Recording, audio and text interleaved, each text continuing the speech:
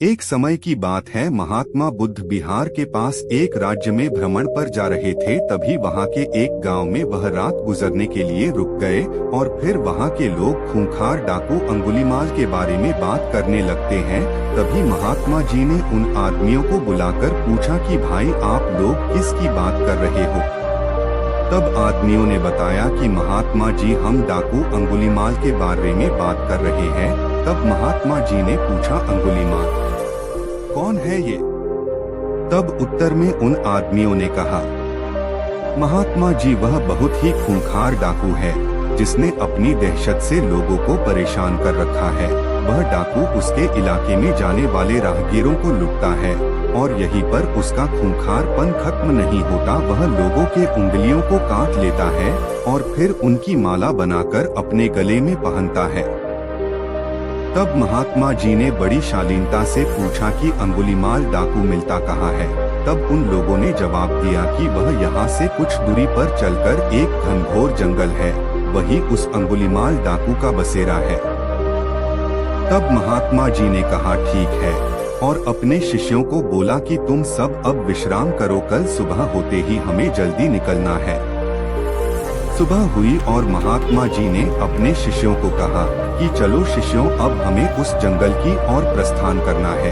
तब सभी शिष्य डर गए और बोले जंगल की तरफ, लेकिन गुरुजी वहाँ तो डाकू अंगुलीमाल का वास है, अगर हम वहाँ जाएंगे तो वह हमें मार डालेगा और हमारी अंगुलियाँ काटकर उनकी माला बनाकर धारण करेगा।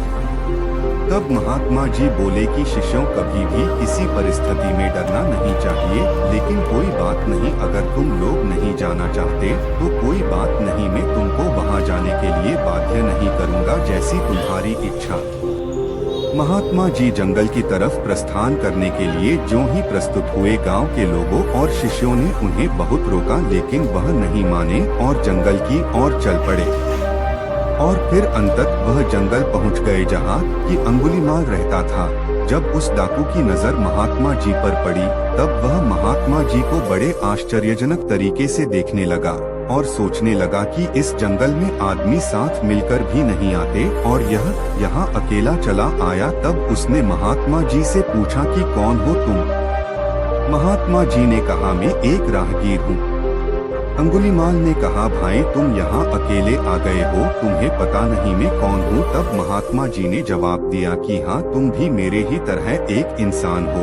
तब अंगुलीमाल ने कहा कि लगता है तुम इस जगह नए आए हो, तुम्हें शायद मेरा नाम नहीं पता। उसने बड़े शालीनता से कहा। महात्मा जी ने कहा मुझे तुम्हारे बारे में गाँव वालों ने बताया था। तब अंगुलीमाल ने कहा फिर भी तुम यहाँ चले आए, तुम्हें मुझसे डर नहीं लग रहा क्या। तब महात्मा जी ने कहा कि डर कैसा, मुझे तुमसे क्यों डर लगेगा। तब वह डाकू गुस्से से लाल पीला होकर महात्मा जी को घूरने लगा और कहने लगा कि तुम्हें नहीं पता कि मैं कितना ताकतवर हूँ। मेरे डर के कारण यहाँ अच्छे से अच्छे दिग्गज आने की हिम्मत नहीं करते और तुम यहाँ मरने चले आए हो। तब महात्मा जी ने कहा ताकतवर में तो तुम्हें ताकतवर नहीं मानता। तब तो गुस्से से लाल आंखें करके वह डाकू महात्मा जी को देखने लगा। तब अंगुलीमाल ने कहा कि तुम्हें नहीं पता कि मैं कितने आदमियों को मार चुका हूँ। मेरे गले में यह माला देख रहे हो, मैंने उन आदमियों को सिर्फ लुटता नहीं हूँ बल्कि उनके हाथ की उंगलियां को काटकर अपनी माला में पिरो लेता हूँ। यह कहते हुए अंगुलीमाल जोर जोर से हंसने लगा। महात्मा जी मंद मुस्कान के साथ हंसने लगे। तब वह डाकू आश्चर्य से महात्मा जी को देखने लगा और सोचने लगा कि अरे यह कैसा इंसान है, मुझसे डरने की बजाय यह हंस रहा है। तब अंगुलीमाल ने कहा कि लगता है तुम्हारा मानसिक संतुलन ठीक नहीं है, यह सुनकर तुम्हें सदमा लग गया है। महात्मा जी ने कहा मुझे कोई भी सदमा नहीं लगा और न मेरा मानसिक संतुलन खराब है। अंगुलीमाल ने कहा तुम्हें मुझ जैसे ताकतवर डाकू से डर नहीं लग रहा और यह सब सुनकर भी तुम मेरे सामने खड़े हो, यह उससे भी ज्यादा आश्चर्य की बात है। तब महात्मा जी ने कहा कौन ताकतवर, तुम तो मुझे सबसे ज्यादा डरपोक लगते हो। इतना सुनते ही अंगुलीमाल क्रोध से तिलमिला गया और उसने अपनी तलवार निकाल ली और महात्मा जी के गले पर लगा दी। तब महात्मा जी ने कहा, मेरी बात तो सुनो भाई। उसने बोला, जल्दी बोल, अब मैं तेरे मुख से और कुछ नहीं सुनना चाहता। अरे भाई, अगर तुम सच में ताकतवर हो तो तुम सिद्ध करो, तब मैं मानूंगा। अंगुलीमाल ने कहा, अच्छा बता, मुझे क्या करना होगा अपने ताकतवर सिद्ध होने के लिए? तब महात्मा जी ने कहा कि तुम्हें वो पेड़ दिख रहा है। अंगुलीमाल ने कहा, हाँ दिख रहा है। तो क्या करना है? उस पेड़ को गिराना है। महात्मा जी ने कहा, नहीं, तुम्हें सिर्फ उस पेड़ से 10 पत्ते तोड़कर लाने हैं। इतना सुनकर अंगुलीमाल जोर जोर से हंसने लगा और हंसते हंसते पेड़ से पत्ते तोड़ लाया और महात्मा जी को देने लगा। महात्मा जी ने कहा, जाओ अब यह पत्ते उस पेड़ पर वापस जोड़कर आओ। तब अंगुलीमाल हैरानी से महात्मा जी को देखने लगा। तब महात्मा जी ने कहा, क्यों, क्या हुआ? जाओ जोड़कर आओ इन पत्तों को। तब अंगुलीमाल बोला कि यह कैसे हो सकता है कि एक बार कोई चीज टूट जाए वह वापस कैसे जुड़ सकती है? तब महात्मा जी बोले, क्यों, तुम तो बहुत ताकतवर हो न, फिर इन पत्तों को तुम क्यों नहीं जोड़ सकते? मैं तो तुम्हें जब ही ताकतवर मानूंगा जबकि तुम यह पत्ते वापस पेड़ से जोड़ दोगे। नहीं तो तुम डरपोक हो। मेरी नजर में असली ताकतवर तो वह होता है जो कि टूटी हुई चीजें जोड़ दे, जो चीजें तोड़े वो कैसा ताकतवर?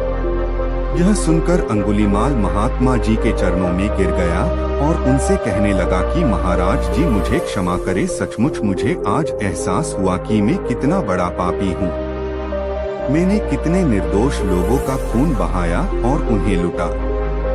महात्मा जी बोले कि तुम्हें अपने पापों का एहसास हुआ, यह बहुत बड़ी बात है। अगर तुम्हें सचमुच अपने किए पर पछतावा है तो आज से सच्चाई और अच्छे राह पर चलो, दीनों की मदद करो और अपनी ताकत का इस्तेमाल जरूरतमंदों की रक्षा में करो। तब से अंगुलीमाल अच्छे रास्ते पर चलने लगा और सबकी मदद करने लगा। कहानी का निष्कर्ष। इस कहानी में हमने देखा कि खूंखार डाकू और महात्मा बुद्ध की आत्मविश्वास भरी मुकाबले के बीच एक अंतर था। जबकि डाकू आत्मविश्वास की कमी के कारण हार गया, महात्मा बुद्ध ने अपनी आत्मशक्ति को पहचाना और सच्चे आत्मविश्वास की प्राप्ति की। हमें यह याद रखना चाहिए कि जीवन की हर मुश्किल से लड़ने के लिए आत्मविश्वास हमारी महत्वपूर्ण उपकरण होती है। हमारी जीत या हार आत्मविश्वास पर निर्भर करती है, और जब हम सही तरीके से आत्मविश्वास को समझते हैं और उसे विकसित करते हैं तो हम सचमुच अपारतंत्री हो सकते हैं। तो अगर आपको यह पोस्ट अच्छा लगा हो तो अपने परिवार और दोस्तों के साथ जरूर शेयर करें।